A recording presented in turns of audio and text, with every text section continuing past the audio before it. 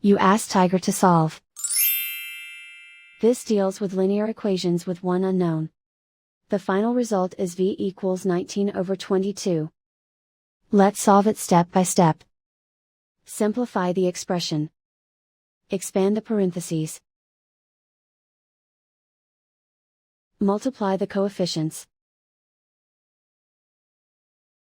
Simplify the arithmetic. Group like terms. Simplify the arithmetic. Expand the parentheses. Multiply the coefficients. Simplify the arithmetic.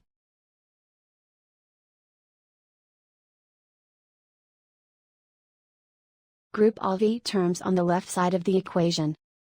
Add 10v to both sides. Group like terms.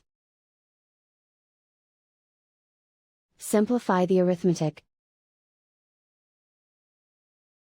Group like terms. Simplify the arithmetic. Group all constants on the right side of the equation. Subtract 3 from both sides. Simplify the arithmetic.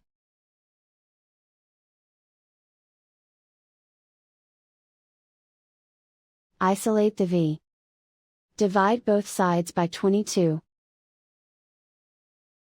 Simplify the fraction. And so the final result is v equals 19/22.